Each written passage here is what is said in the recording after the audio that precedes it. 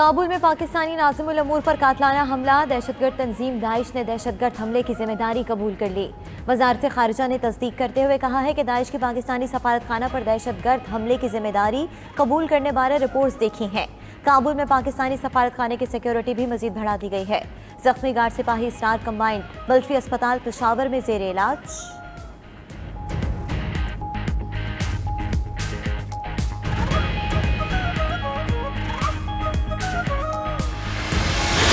की नासाज है। आप जो है वो FIR-ओं पे FIR काट रहे हैं, कभी पसनी में कट रही है, कभी किधर कट रही है। FIR सबके खिलाफ हैं, हमारे खिलाफ भी हुई भी हैं, इमरान खान के खिलाफ हुई भी है। मुतनाज़ ट्वीट का केस। सेनेटर आजम सवाती 5 रोज़ा रिमांड पर पुलिस के हवाले। आजम सवाती को कोयटा में ड्यूटी मजिस्ट्रेट के सामने पेश किया गया।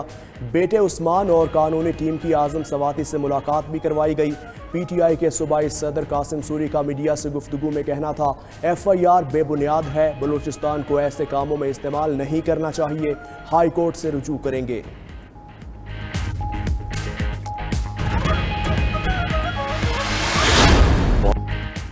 साबिक आर्मी चीफ ने डबल गेम खेली। उनको तौसी देना बहुत बड़ी गलती थी। साबिक वजीर आज़म इमरान खान कहते हैं, जनरल बाजवा जो कहते रहे वो यकीन कर लेते थे। पहली बार एहसास हुआ भरोसा करना उनकी कितनी बड़ी कमजोरी है। पता ही नहीं चला उन्हें कैसे धोखे दिए गए, झूठ बोले गए। फौज में कभी किसी को तौसी नहीं मिलनी चाहिए। मजीद बोले, नए सेटअप को सदर के जरिए पैगाम भिजवाया है।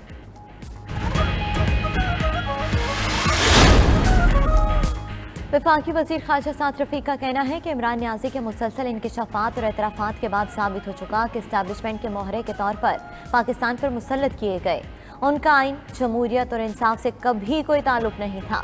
इमरान खान एक नाकाबिले भरोसा शख्स हैं जिस पर एतमाद करना हमाकत के सिवा कुछ नहीं।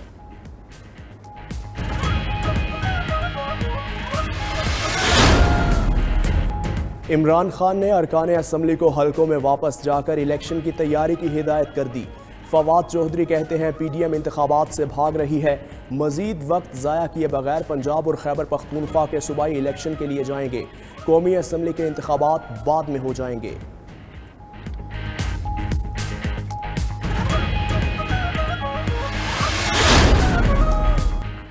हुक्मरान अवाम में जाने के काबिल नहीं। 4 वुज़रा मिलकर भी बयानात दें तो कोई नहीं सुनता।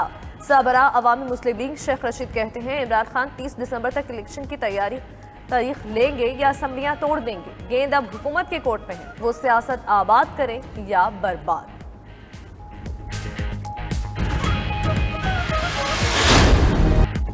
आज़ाद कश्मीर में बलदियाती इंतखाबात का दूसरा मरहला मुकम्मल। पुंछ डिवीजन में PTI ने मैदान बांट लिया।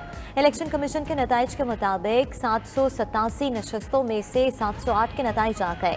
PTI 229 नशस्तों के साथ पहले, आज़ाद उम्मीदवार 199 सीटों के साथ दूसरे और मुस्लिम लीग नून 129 नशस्तों के साथ तीसरे नंबर पर रहे। पीपल्स पार्टी ने 104 सीटें जीती। जम्मू कश्मीर पीपल्स पार्टी ने भी 28 नशस्तें अपने नाम की।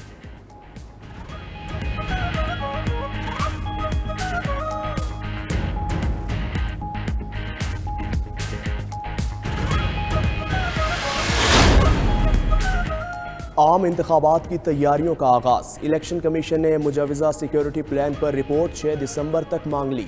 सिंध में पोलिंग स्टेशन की तफसीलात भी तलब। सूबाई इलेक्शन कमीशन को हसास पोलिंग स्टेशन से मुतालिक रिपोर्ट देने की हिदायत। सूबाई दफ्तर ने ज़िले इलेक्शन कमिश्नर्स को सर्वे का हुक्म दे दिया। सिंध में जनरल इलेक्शन के लिए 18,000 से ज़ायद पोलिंग स्टेशन बनाए जाएंगे।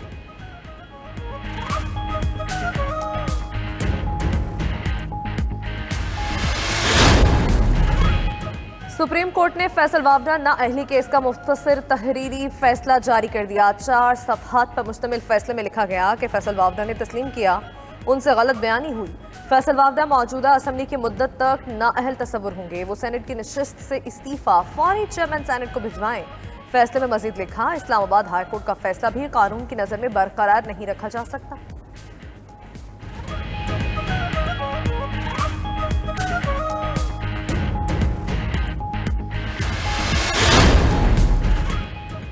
वज़ीर आला पंजाब से मुफ्ती तकी उस्मानी की क़यादत में उलमा कराम के वफ़द की मुलाकात। परवेज़ इलाही का कहना था कि पंजाब ने हर स्कूल और कॉलेज में तलबा के लिए नाजरा और तर्जुमा कुरान लाजमी कर दिया है।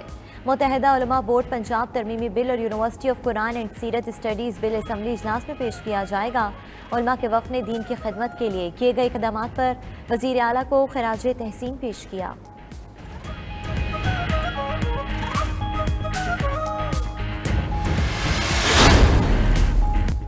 PIA की निजकारी दूसरे मरहले में दाखिल। तुर्क एयरलाइन ने पाकिस्तान एयरपोर्ट से यूरोपीय ममालिक को फ़्लाइट्स टेक ओवर करने का मुआहिदा कर लिया।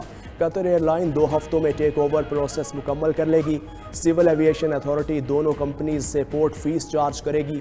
पोर्ट फीस $800 फी घंटा तय की गई है। PIA मुलाजमीन की तादाद निस्फ कर दी गई।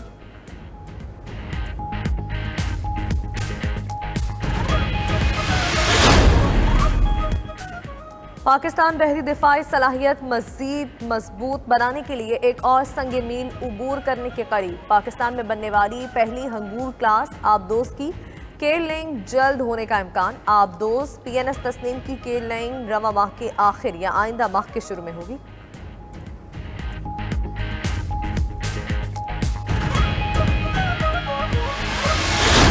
सिंध के हर रंग में मोहब्बत, अमन और इंसानियत का रंग।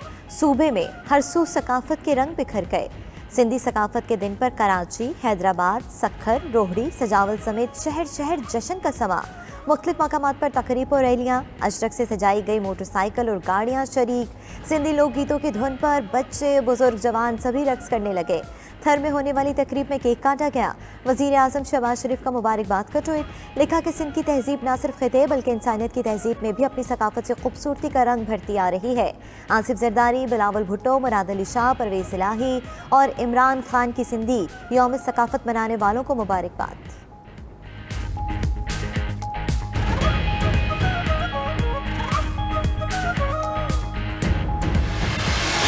लिपस्टिक लगाना है मना चूके मर्दों को, होंठ सुर्ख करने को, मुंह में पान रखना है होंठ सुर्ख। कराची आर्ट्स काउंसिल में 15वीं आलमी उर्दू कॉन्फ्रेंस का आज आखिरी रोज़। तालीम, समाजी रवैयों समेत दीगर मौज़ूआत पर सेशंस होंगे। नामवर अदीब, मुसन्निफ़ीन और शोरा समेत नौजवानों की बड़ी तादाद कॉन्फ्रेंस में शिरकत के लिए पहुँचने लगी।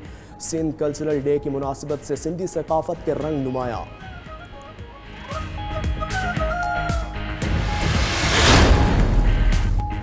रावलपिंडी टेस्ट का चौथा रोज इंग्लैंड की पहली इनिंग्स की तरह दूसरी इनिंग्स में भी जारहाना बल्लेबाजी। विकेट्स गिरने की भी परवाह नहीं की।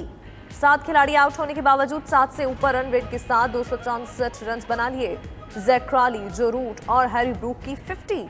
मेहमान टीम की मजमूई बर्तरी 342 रन हो गई। पाकिस्तानी टीम पहली इनिंग्स में 579 रन बनाकर आउट। खेल के पहले ही सेशन में पाकिस्तान की तीनों विकेट्स गिर गई। इंग्लैंड के डेब्यूटेंट विल जैक्स ने 6 और जैक लीच ने 2 विकेट्स हासिल की।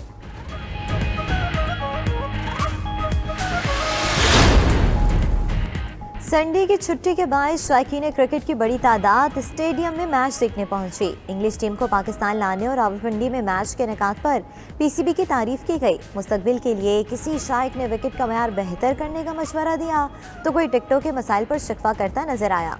दूसरी जानिब दूसरे टेस्ट मैच के लिए मुल्तान में टिकटों की फरोख्त शुरू हो गई।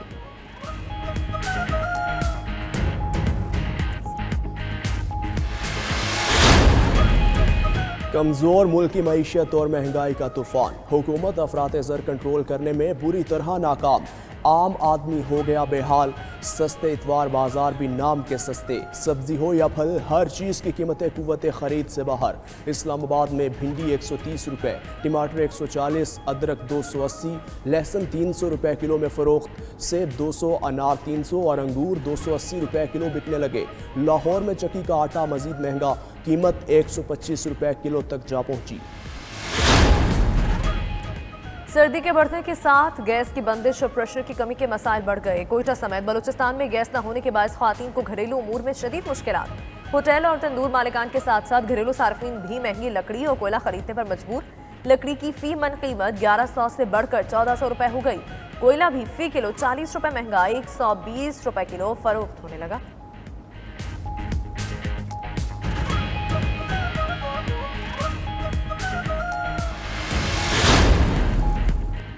इंडोनेशिया इंडोनेशिया के माउंट सिमरियो में आतिशफिशा फटने से लावा इतराफ में फैलने लगा। आसमान पर 1 मील के फासले तक गर्म राख के बादल फैल गए।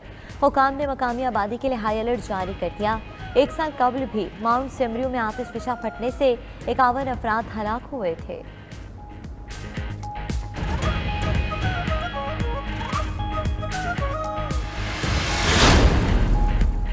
अमेरिका और ऑस्ट्रेलिया फुटबॉल वर्ल्ड कप से आउट। अर्जेंटीना और नीदरलैंड्स के क्वार्टर फाइनल के लिए मरहले के लिए क्वालिफाई कर लिया। मेसी की टीम अर्जेंटीना ने ऑस्ट्रेलिया को 1 के मुकाबले में 2 गोल से शिकस्त दी और क्वार्टर फाइनल के लिए क्वालिफाई कर लिया।